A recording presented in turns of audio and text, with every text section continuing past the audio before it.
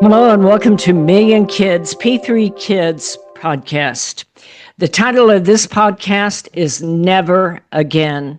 My name is Opal Singleton. I happen to be the president of Million Kids. Million Kids is a 501c3 nonprofit organization located in Southern California, but with a reach basically around the world now, but certainly across America.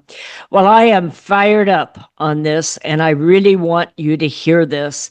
This podcast is for parents, it's for teachers, it's for pastors and assistant pastors and youth ministers, sports coaches, and any civic leader that cares about families and kids.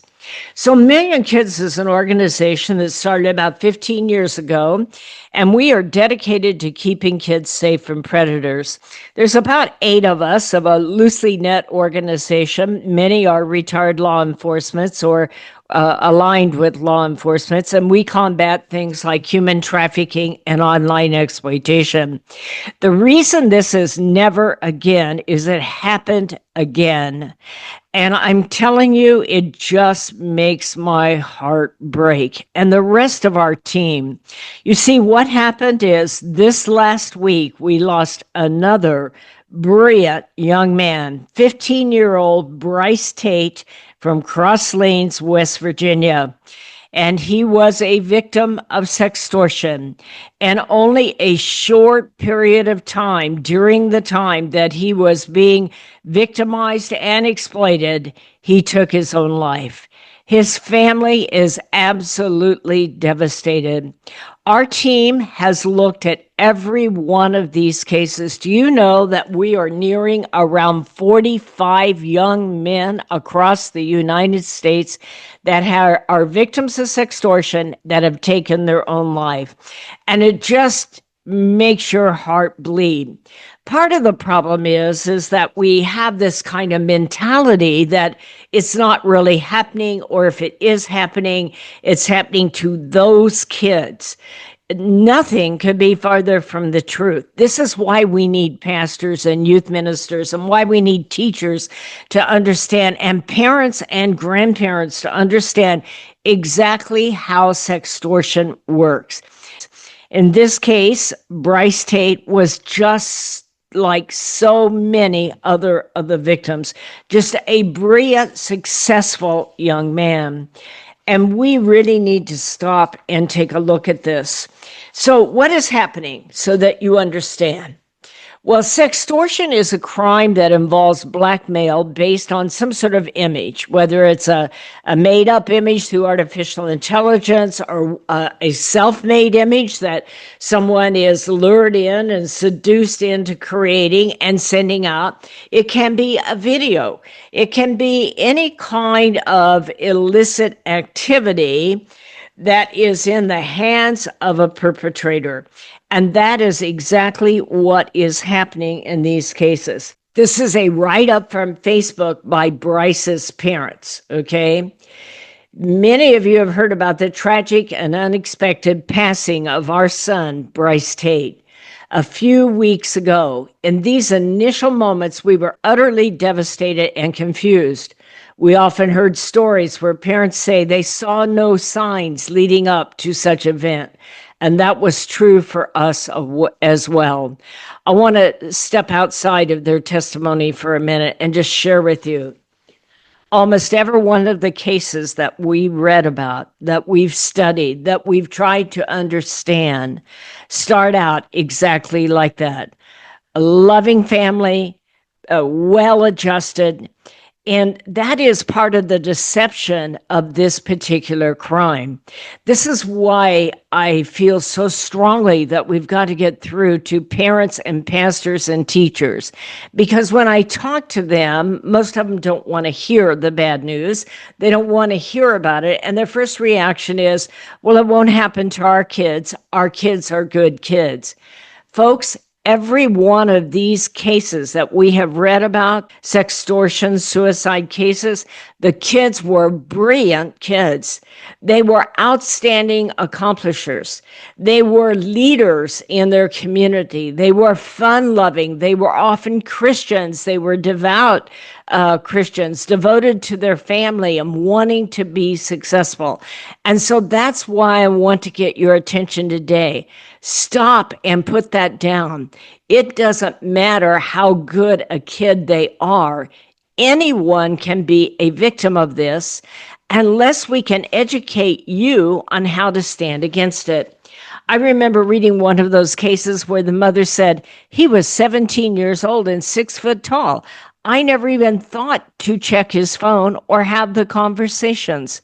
It is exactly that demographic that we need to take a step back and think about what is happening here and vow that never again should this happen. So I want to go back to the comments made by Bryce Tate's parents on Facebook.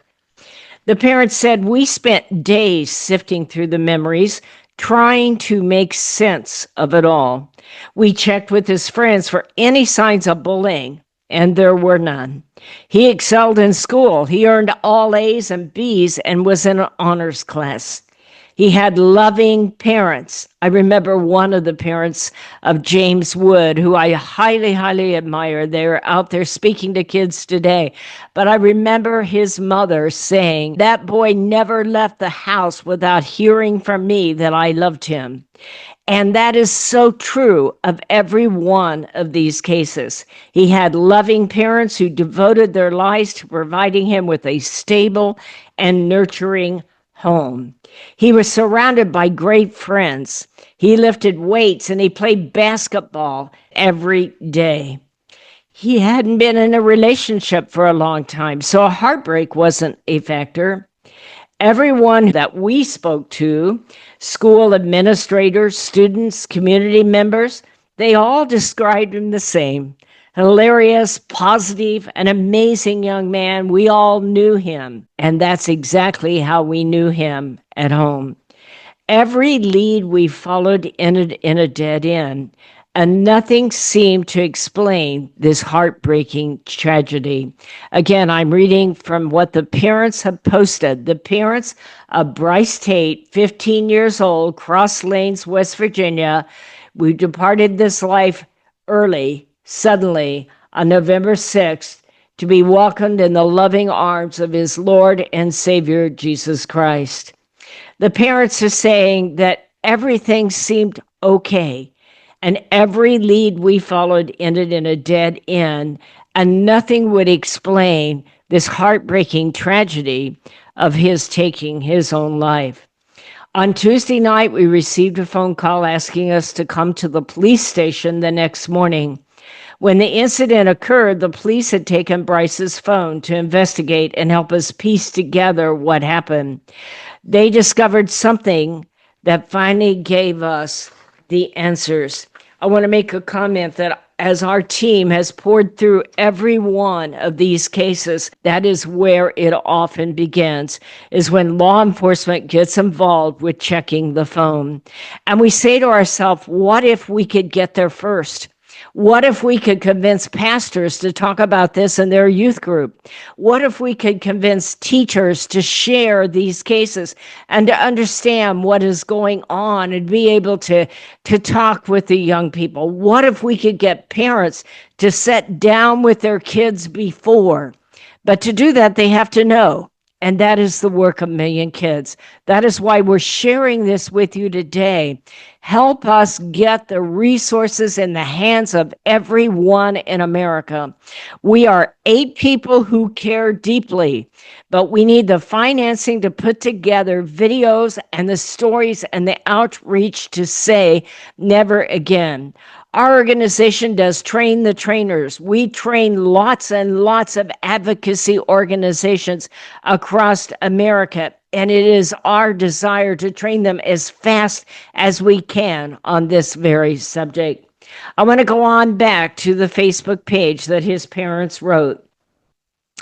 Our son Bryce was a victim of sextortion, a term we had never heard of, but one that's becoming a serious and growing threat.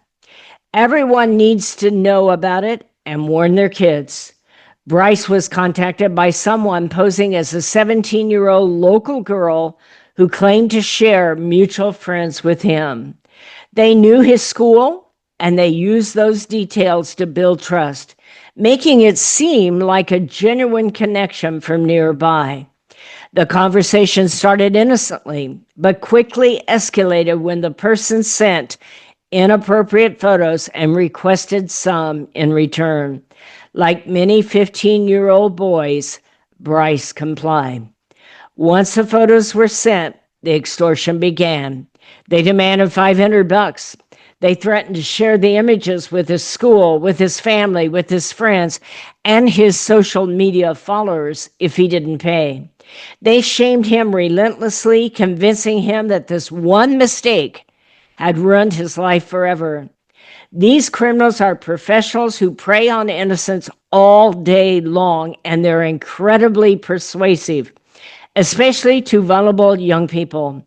Bryce, feeling trapped with no way out and believing his world was destroyed, was manipulated into taking his own life. The parents go on to say this wasn't something he had planned or he would have otherwise done. It wasn't due to bullying or any other underlying issue. He was the victim of a heinous crime, murdered, in my view, this is the family talking, through his phone by a coward exploiting an innocent child. We're sharing this update because so many of you have been praying for answers and supporting us through this. We felt it was important to let you know. The FBI is currently investigating this as it has become a large problem nationwide. Please help us spread awareness about the dangers of sextortion to your loved ones, especially children and those who are vulnerable. We will not stop until we have justice for Bryce Tate. We love you. We also want everyone to be aware that his first message came in at 4 p.m. and his last text was at 7:09 p.m. 3 hours. That was extremely fast. From what we've researched, this is typically how it works. Most outcomes are within 6 hours of the initial interaction. End of the Facebook post by his parents. So as I started this podcast, my name is Opal Singleton, the president of Million Kids, but I'm only one of a group of parents and adults who care deeply about this subject. And the reason we say never again is whenever we read one of these stories, our whole team just beats our head against the wall. What can we do different? How do we fix it? How do we educate? We reach out, but so many pastors say, well, our kids are good kids. And, that's kind of a negative subject. And they all think it's not going to happen to them. Every one of those victims that have taken their own lives were superior individuals.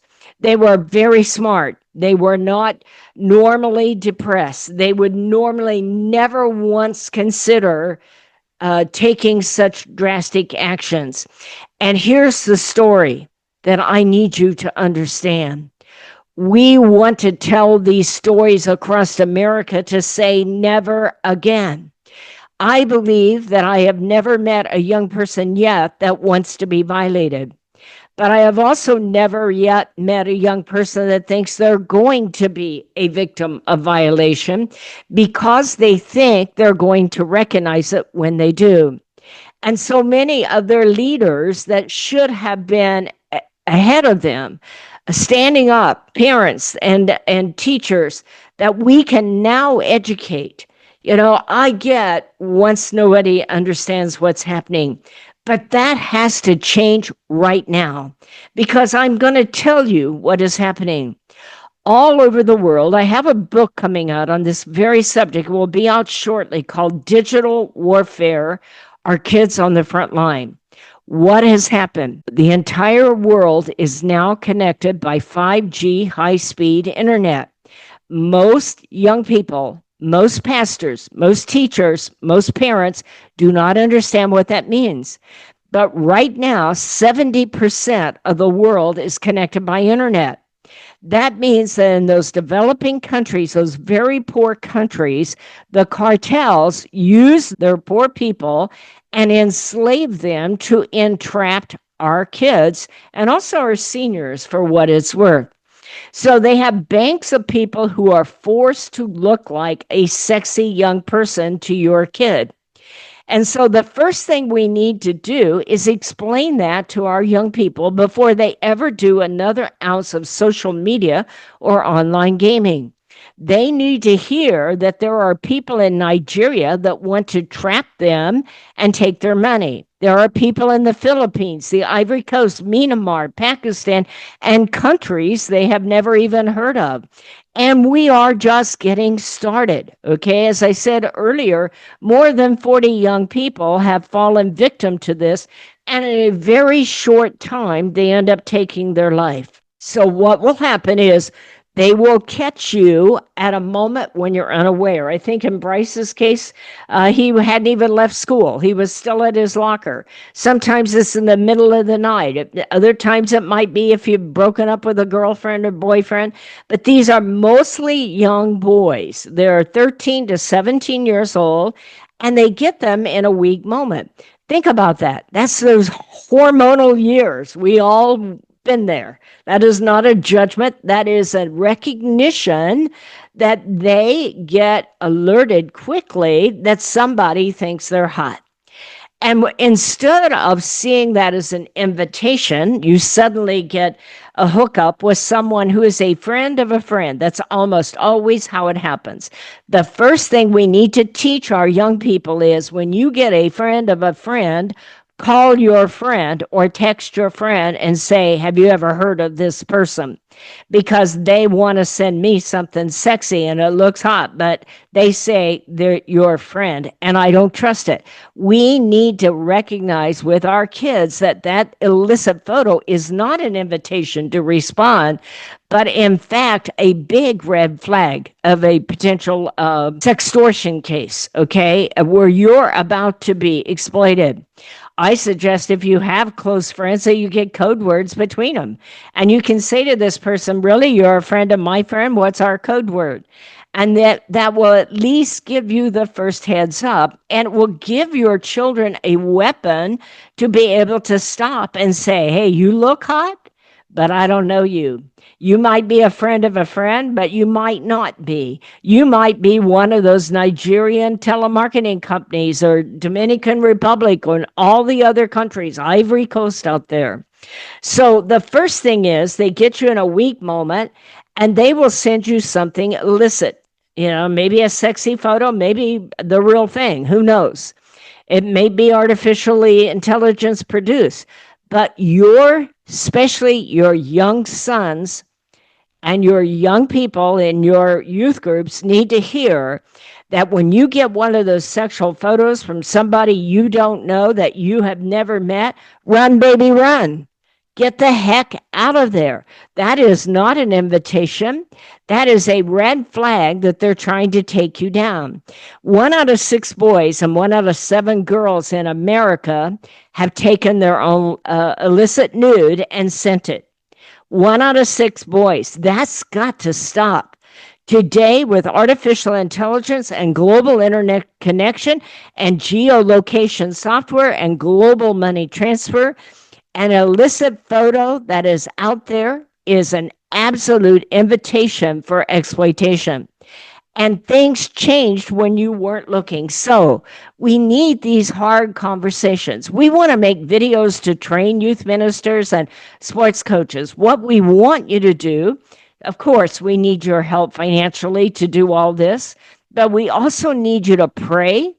And we need your introductions. If you know a youth minister or a sports coach or a parent or a leader of some sort of organization that is willing to reach out to kids, if we give them a 15-minute training, we need to hear from you. My name is Opal, O-P-A-L, Opal at millionkids.org, Opal at millionkids.org. We want to literally begin to do train the trainer to youth pastors all across the nation, because almost every one of these victims was a Christian or a faith-based person of some organization. And they were people with strong moral values, who were leaders, who were fun-loving, who their parents thought it would never happen to them. It is time to make leaders of our kids. So many people don't want to hear about this. They don't want to discuss it. Listen, just because it isn't said doesn't mean it's not happening. Our power is in this voice. Our power is in the conversation. What if we could set every 13 to 17-year-old young person down and say, look at this. This is global internet connection. This is how it's going to look to you. And don't take it as an invitation. Take it as a red flag. Be a leader to your younger brothers and sisters. You see, this is the first generation of young people that are in a globally connected world, and we got to get this right. How we train this generation of young people to not fall prey to this will set the stage for all future generations. I believe this is the greatest calling to leadership in all of history, because you are the leaders that are leading this group of young people, whether you're a teacher or sports coach or a pastor or a parent. You are that in that strategic place and time that you can reach these young people and share with them how this kind of sextortion works. This should be never again should we lose a brilliant young person. Our team has read every one of these stories, and they are heartbreaking to read. And we want to say it is so important to have this one conversation. In fact, before a young person ever gets a phone, you need to have that conversation about a globally connected world and what global sextortion looks like, especially to young people that think they are not going to get caught. And the next conversation you need to have with them is, I hope you don't, but if you do, I hope you don't panic and you will reach out and ask for help. I often encourage, if you follow me and kids, and I hope you share this podcast with everybody, and you go to meandkids.org and sign up for our newsletter, you will see I encourage parents before they ever give a phone, or even after a phone is out there, or a device of any type, that you sit down, not wag your finger, not lecture them, but share with them where they're at in history, that they are the first generation of young people that are connected to 5 billion people. And some of those people are cartels and gangs and terrorist groups that want to reach your child and influence them. And then you sign a contract together that every app your child has on their phone, and by child, you can be 17, 18 years old, but every app they have, you have, and someone will teach you to use it. It's a good project for youth group to teach your older people at church, by the way, folks. But anyway, number one, that every app they have, you have. Number two, they will never knowingly do anything online that will embarrass you or their family. And that's important because with all the deep fakes and artificial intelligence out there, your child and you, and yes, your elderly parents, can become victims of sextortion. So you get them to sign one, every app they have, you have. Number two, they'll never knowingly do something to embarrass themselves or somebody else. Number three, they will never, ever go out and meet up with someone they met online. And number four, and this is the most important one, if they get themselves in trouble, they will trust you enough to come to you and share with you. In this case of Bryce Tate, it was 3 hours between the time that image went out there. The very second it went out, the battering and the threats began. And we had one case where the young man took his life in only 35 minutes. They panic. They see that nude photo. They see all their list of Instagram followers, and they have lived a life that is pristine. They're already recognized as being intelligent and super achievers and very successful and off on their way to go to college, or they're going to get a sports scholarship of some sort. And now it looks like it's over to them and they panic. Sit down with them and say, this is called global sextortion, financial global sextortion. And it is possible now because the entire world is connected by internet. You have most likely connected with someone in a foreign country. So trust me enough that you'll come to me. Okay, it'll be rough, but you and I will get through it together. You are not alone. Your life is not destroyed. Now, everything I can do from here on out, I'm going to do to help you never send that photo. But if it gets out there, I am right here. And we know what to do. We've been trained. We follow me and kids. We have the instructions. We will not delete the image, and we won't share it with others. And we will not alert the perpetrator. We know what is happening. But we will use it as a chance to not only save myself, but to save others. And I choose to be a leader. This is called financial sextortion, folks. And I can't even imagine the heartache of losing your child to a Nigerian telemarketing scam or a Myanmar telemarketing scam. It does not have to happen.